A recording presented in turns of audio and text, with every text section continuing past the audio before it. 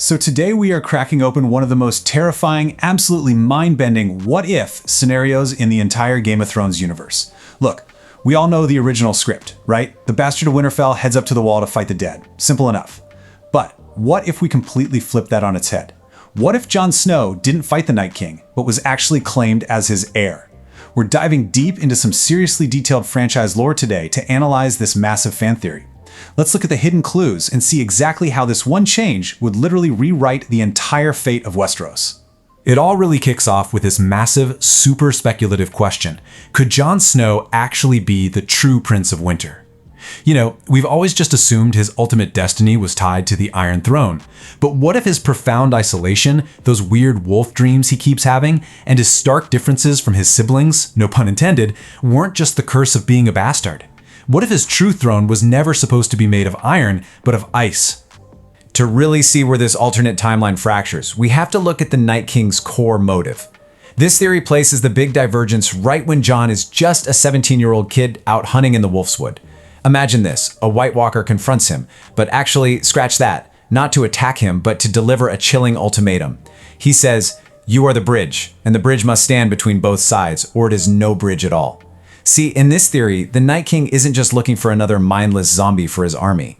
He's looking for an heir to maintain an ancient, incredibly fragile balance. And Jon's choice? Accept the ice magic, or literally let the whole world be consumed by the long night.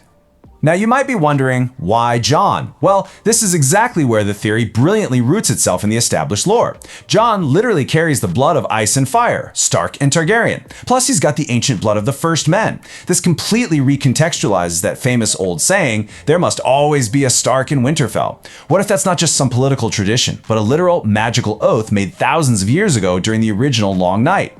Add in Jon's latent warging abilities, and it's like a biological alarm bell signaling he is finally ready to fulfill this ancient pact. So, let's say Jon makes that ultimate sacrifice and binds himself to the Night King. That brings us to clue 1, rewriting the Stark reality. The absolutely crucial piece of evidence here is Ned Stark's immediate reaction. Now, in the original timeline, we know Ned's great lie is hiding Jon's Targaryen lineage. But in this alternate timeline, his nephew suddenly returns from the woods with glowing blue eyes, literally radiating winter. I mean, Ned has to pivot, and fast. He frames Jon's terrifying transformation as a quote-unquote blessing of the old gods. He spins this desperate, on-the-fly lie about ancient northern magic awakening in his blood. Why? Just to keep his own family from turning on the boy, and more importantly, to keep the king from executing him. And that lie is put to the ultimate test when King Robert Baratheon, a guy who famously hates magic, arrives at Winterfell. He demands proof of these supposed blessings. So Jon just walks over to a courtyard well and freezes it completely solid with a single touch. And instead of freaking out, Robert is absolutely amazed. In an instant, the entire political dynamic shifts. Jon is no longer just Ned's shameful bastard.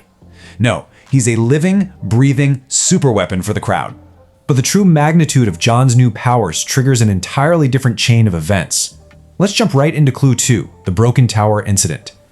This scenario perfectly illustrates the insane tactical advantage of being the Prince of Winter. Picture this. Jon is sparring in the courtyard, and his new ice magic senses a sudden, sharp drop in temperature. It's basically a literal early warning system. He sprints toward the broken tower.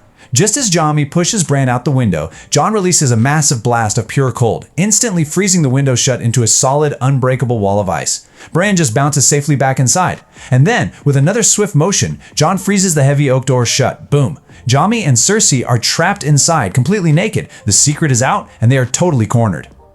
The chronological fallout from this interception is wild. It brutally accelerates the entire timeline.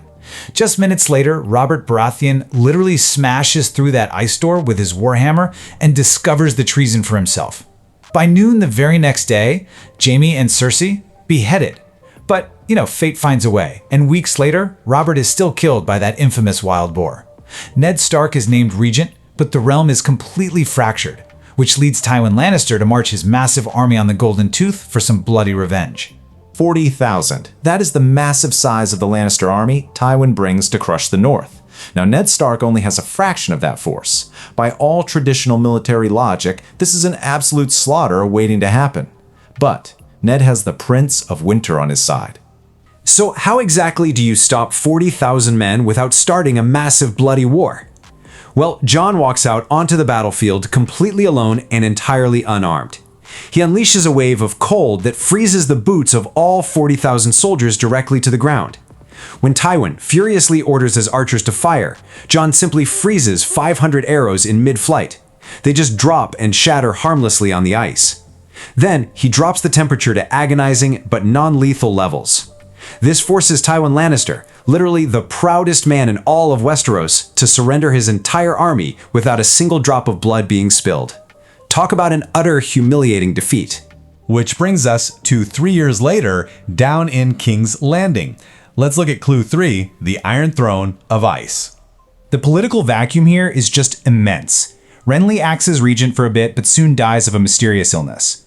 Stannis stays dead silent over on Dragonstone, totally isolating himself from the capital. Meanwhile, Jon's deepening magical connection to the Night King is telling him that the Long Night is actively approaching. The Lords of the Realm are absolutely terrified of the impending chaos. And having witnessed Jon's unmatched power firsthand, they unanimously demand that he take the Iron Throne. They don't just want a king anymore, guys. They want a weapon who can protect them from the dark. And so the Bastard of Winterfell accepts a crown, but definitely not one made of gold. He wears this chilling circlet of black dragon glass, intertwined with white weirwood branches. And when Jon finally sits on the Iron Throne, the metal itself actually freezes over.